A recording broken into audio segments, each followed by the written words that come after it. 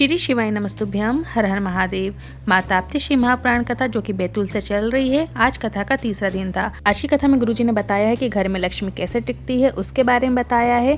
साथ ही अगली कथा की जानकारी दी है, कब और कहाँ रहेगी और कौन सी कथा वहाँ पे वाचेंगे। कारणवश आपने आज की कथा नहीं सुन पाए हैं तो इस कथा का पूरा रसतत्व आपको इस छोटे से वीडियो से प्राप्त हो जाएगा। सबसे पहले वीडियो शुरू करने से पहले जान लेते हैं, कल गुरुजी ने त्रिशूल से जुड़े 3 विशेष उपाय बताए थे, उनको हम वीडियो में आपको करके दिखाएंगे। उपाय कैसे करना है, किन्हें करना है और कब करना है जान लेते हैं। जब कभी आपको ऐसा लगे कि आपका यश कम हो रहा है, आपको काम करवाना है, काम नहीं हो पा रहा है, कोई काम अटक रहा है और फाइल आगे नहीं बढ़ रही है, सबसे पहले आपको 1 लोटा जल शिवलिंग पर चढ़ा देना है। शिवलिंग पर जल चढ़ा देने के बाद जलाधारी से जो आ रहा जल है उसे अपने लोटे में पात्र में झेल लेना है। जल झेलने के बाद उसी जल कलश में अपनी 3 उंगलियां डाल देना है।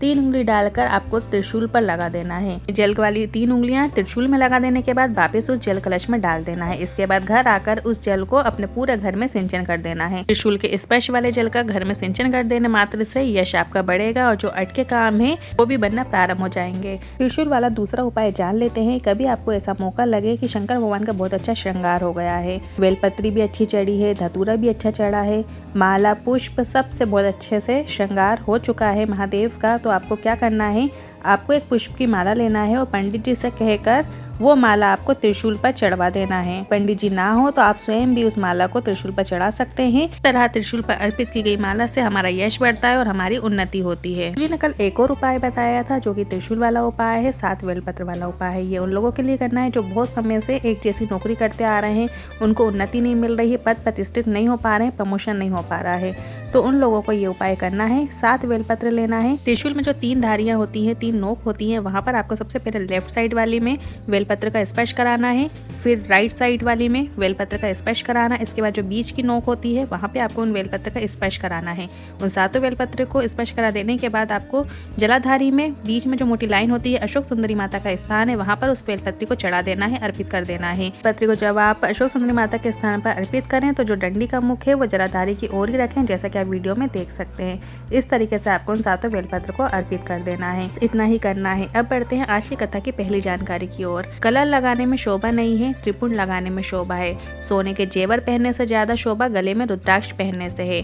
मुंह में श्री शिवाय नमस्तुभ्य मंत्र रखने से वाणी में शुद्धता आती है।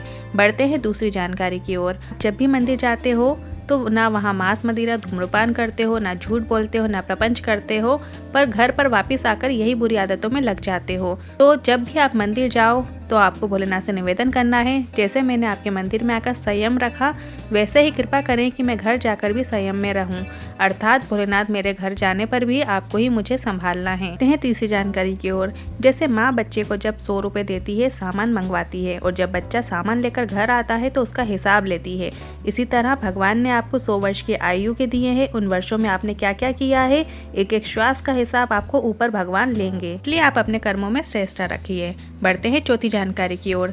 23 दिसंबर से 29 दिसंबर तक नासिक मालेगांव में शिव महापुराण कथा होने वाली है। इस कथा का नाम रहेगा पुण्य श्री शिव महापुराण कथा। इस कथा में हम जानेंगे कि बहन बेटी को कुछ देने से हमें पुण्य मिलता है कि नहीं, बहू को सोने के चढ़ावा चढ़ा देते हैं तो उसका पुण्य मिलेगा या नहीं, किसी ब्राह्मण को दान दिया उसका क्या पुण्य मिलता है, किस ब्राह्मण को दान देने से पुण्य मिलता है, मंदिर में नारियल देने से क्या पुण्य मिलता है, ये सभी जानकारी आपको नासिक मालेगांव की पुण्य शिव महापुराण कथा में प्राप्त होगी। आज की कथा की 5वीं जानकारी की ओर। गुरुजी ने बताया 2 प्रकार की लक्ष्मी होती है। वो अपने घर की लक्ष्मी जो रोज सुबह उठकर 7 कदम भी चलकर झाड़ू लगा लेती है तो लक्ष्मी कहलाती है, और दूसरी लक्ष्मी जो रोड पर झाड़ू लगाती है, लोगों से कुछ भी कहें पर शिव महापुराण की कथा कहती है किसी भी शुभ कार्य के लिए जा रहे हो और झाड़ू लगाने वाली उस नारी के यदि दर्शन हो जाते हैं तो आपका कार्य निश्चित ही पूर्ण होता है। उसका दर्शन, उसकी झाड़ू लगाना ही आपका कार्य सफल करती है। बढ़ते हैं छठी जानकारी की ओर। घर की बहू, घर की बेटी, घर की नारी को घर की झाड़ू को सबसे पहले स्पर्श करना चाहिए। घर की लक्ष्मी की वृद्धि के लिए किया जाता है। कोई झाड़ू लगाने यदि आपके यहाँ आती भी है, काम करने आती भी है, ठीक है, पर उनके झाड़ू स्पर्श करने से पहले जो घर की नारी है, बहू है, उसे झाड़ू का स्पर्श करना चाहिए, आवश्यक है। ऐसा करने से घर में लक्ष्मी टिकती है। बढ़ते हैं आज की कथा की 7वीं जानकारी की ओर। अगर आप ताप्ती पुराण की स्मरण करेंगे, पढ़ेंगे तो उसमें आपको माँ ताप्ती के तट पर कई शिवलिंग का वर्णन मिलेगा, क्योंकि माँ ताप्ती ने महादेव से वर मांगा था, महादेव आपकी शीतलता मुझे प्रदान कीजिए, तो महादेव ने अपने अपने शीतल स्वरूप का दर्शन देते हुए कहा, मैं सदैव तुम्हारे तट में निवास करूंगा। बढ़ते हैं 8वीं जानकारी की ओर। गुरुजी ने कहा, हम कहना चाहेंगे कि राष्ट्र की रक्षा के लिए और सनातन धर्म की रक्षा के लिए घर का एक बेटा संघ में होना चाहिए, बजरंग दल में होना चाहिए। बढ़ते हैं 9वीं जानकारी की ओर। स्कूल में और गुरुकुल में एक अंतर है। पहले गुरुकुल होते थे, उन्हें नष्ट किया गया क्योंकि अंग्रेजों को पता था गुरुकुल में पढ़ने वाला कभी नौकर नहीं बनेगा, वह हमेशा राजा ही बनेगा।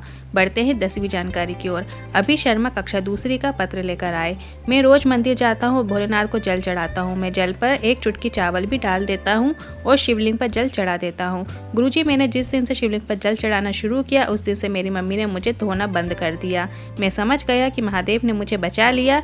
इस पत्र को पढ़ते हुए गुरुजी को बहुत हंसी आई, आनंद की प्राप्ति हुई। बढ़ते हैं 11वीं जानकारी की ओर। लखनादौन की रहने वाली हूँ। मेरा छोटा लड़का बहुत शराब पीता था, कहीं भी पड़ा रहता था, गिरा रहता था, अपशब्द बहुत कहता था, गालियां देता था। और जब से उसने शिवलिंग पर एक लोटा जल चढ़ाना शुरू किया तब से उसकी शराब की लत छूट गई। उसकी 12 साल की बेटी ने पशुपतिनाथ व्रत भी किया। बेटे को पथरी भी हो गई थी, पर वह भी शिवलिंग पर चढ़े जल का आचमन करने से घुल गई। आभार व्यक्त करने कथा पंडाल में आए हैं। आज की कथा की 12वीं जानकारी की ओर। स्मिता जी पत्र लेकर आई। मेरी शादी के 14 साल हो गए हैं पर संतान सुख नहीं था। मैंने त्रिनेत्र शिव महापुराण कथा सुनी थी और मैंने सफेद आंकड़े की जड़ वाला उपाय किया और महादेव ने मेरी सुन ली और मेरे घर में 2 बच्चों ने जन्म लिया है, एक बेटा एक बेटी है।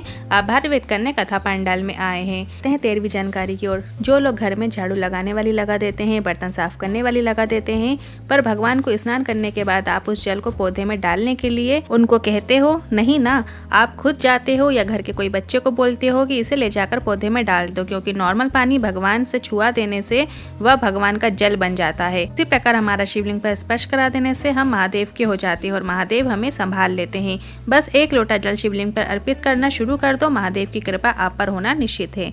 बढ़ते हैं 14वीं जानकारी की ओर।